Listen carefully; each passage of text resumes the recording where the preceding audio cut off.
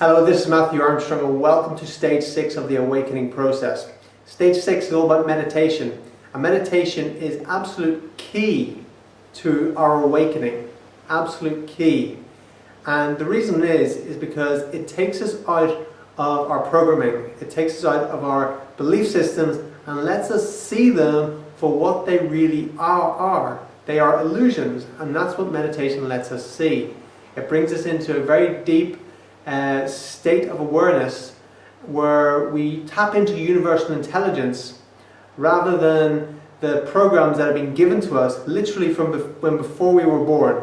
Before we were born, we were already being programmed by the feelings our parents were having, the experiences they were having, what was being said around us, even programs that our mother was watching on TV at the time. We're being programmed with those programs before we were even born.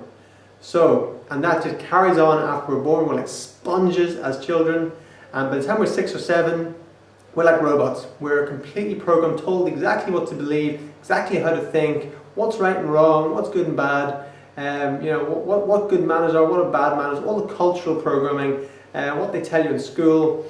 What we should fear, all the phobias we've picked up.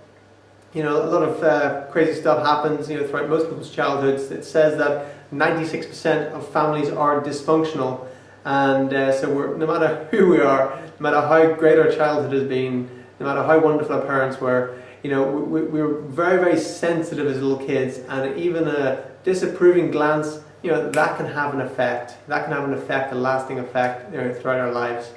So unless we take control of it and see it for what it really is, illusion, complete illusion. And that's what meditation does. It lets us see the illusion of our past, the illusion of our beliefs, that really we can just change them as we will.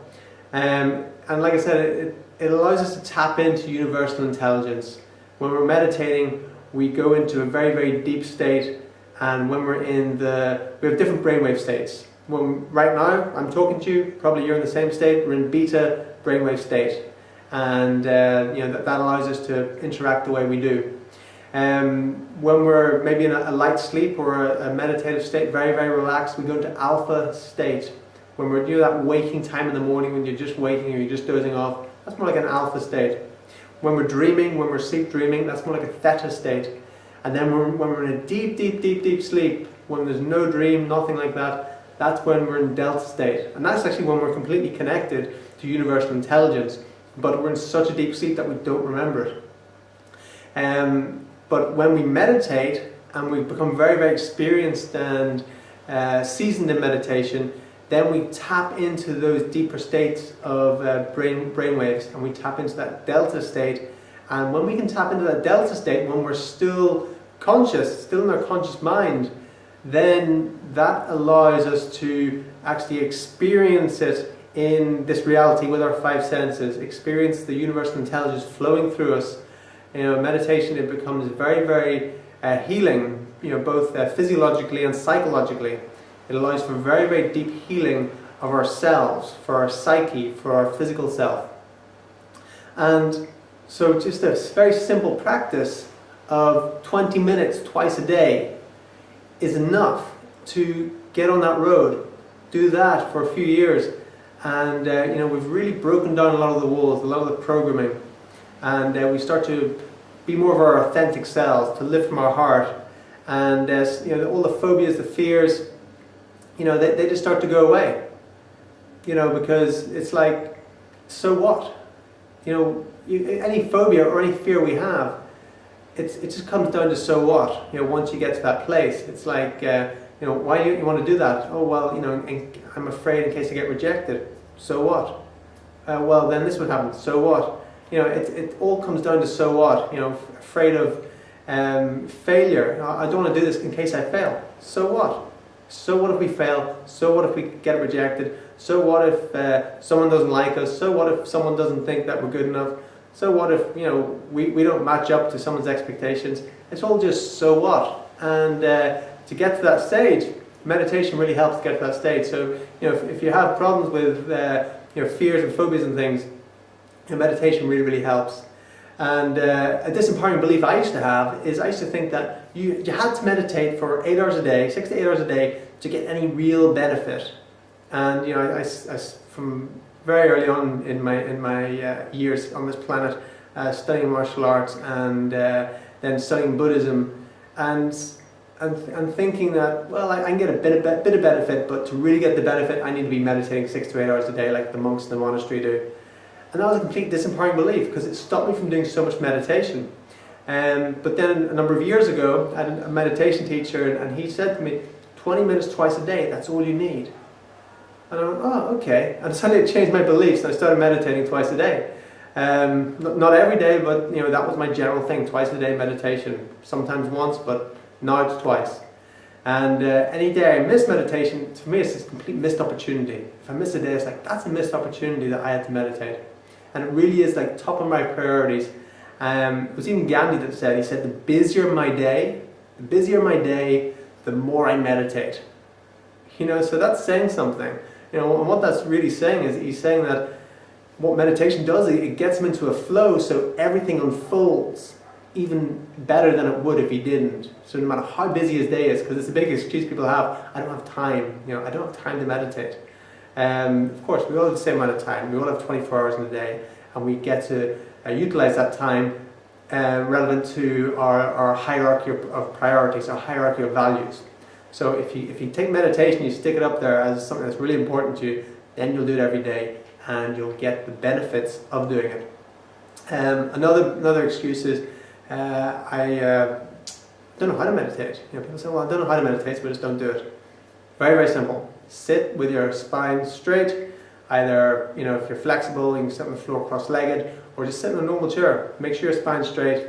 Be in a relaxed position, somewhere quiet, somewhere where you feel comfortable, and simply just sit there, eyes closed, and just relax. And relax all your body, relax all your muscles. You can put your attention on your breath, without even trying to consciously breathe. It's just witness your breath, and witness it naturally going in and out. And see if you can get to the stage where you really are just watching it, and you're not controlling the breath in any way. You're just watching it breathe out, watching the body breathe it back in again, and completely relaxing the breath. That's a good place to get to if you can get to there. It's a good start. Or you can have a mantra or a certain prayer you have. You know, it doesn't have to be something in Sanskrit or Mandarin. You know, your mantra can be, you know, thank you. You can say thank you over and over again in your head.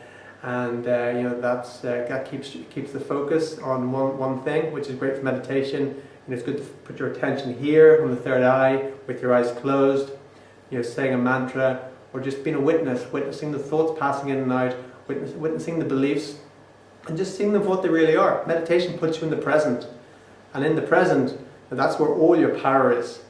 In the future and the past, that's where all the fear is. All the fears are in the future and the past, all the doubts, all the, you know, the unknown. The unknown's in the future.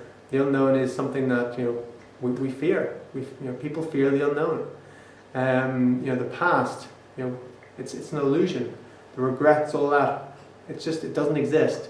Future, past doesn't exist. Right here, right now is your power. And meditation will help you be right here, right now, and it will let you see the programming that we've received. You know, we've all been programmed from before we were born, like I said. And let's just see the program, let's just get out of the program. We have our left brain and right brain. What meditation does is it brings it together, so they both work in sync, synchronistically. Whole brain thinking. You know, because quite often either one's working, the other's working. Some people are very, very left-brained, you know, other people are very, very right-brained. And, you know, it's good to get a balance. And sometimes we're working on one task, we go very right-brained, then we work on our counts, and then we go very left-brained.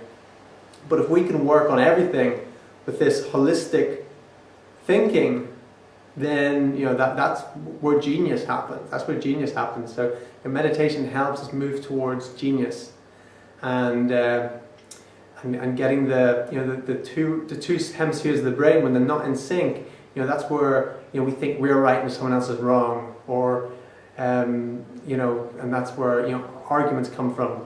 You know, with the I'm right, they're wrong, and it's really just disowning a part of ourselves, you know, because we're very, very left brain, then we actually disown our right side of the brain because we see other people, we don't understand them, and so then we actually judge them. And when we do that, we're actually just judging a disowned part of ourself, which is the other side of our self, or other side of our brain, or it could be the other way around.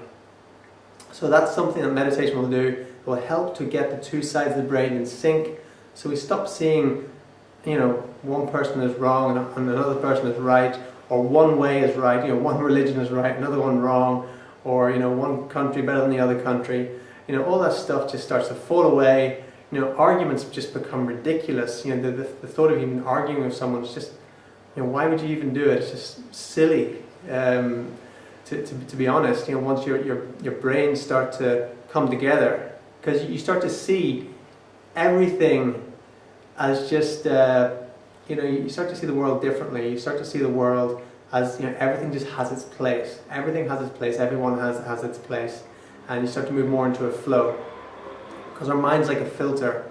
You know, it's like a filter of the pure light comes in, and then it, you know, just say we've got a blue filter, and then everything comes out blue.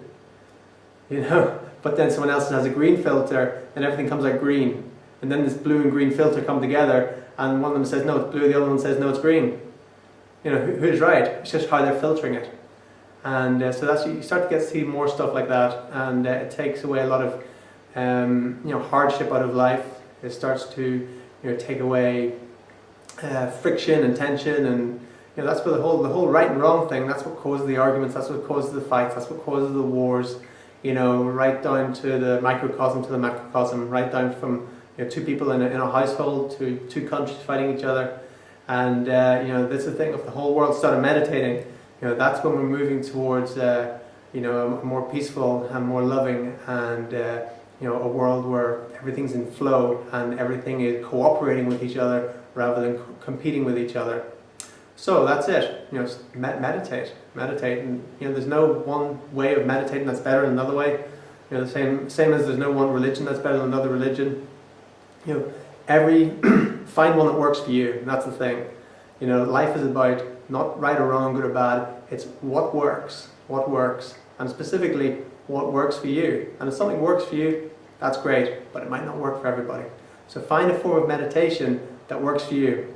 Because for me, you know, I studied lots of different forms of meditation, and I was looking for what's the best one, and because meditation teachers, they'll say this is the best one, do this one, you know, but some do, some don't, you know, and I've had good meditation teachers that have said to me, find the one that works best for you. And when someone says that to you, then you know they're coming from a place of truth.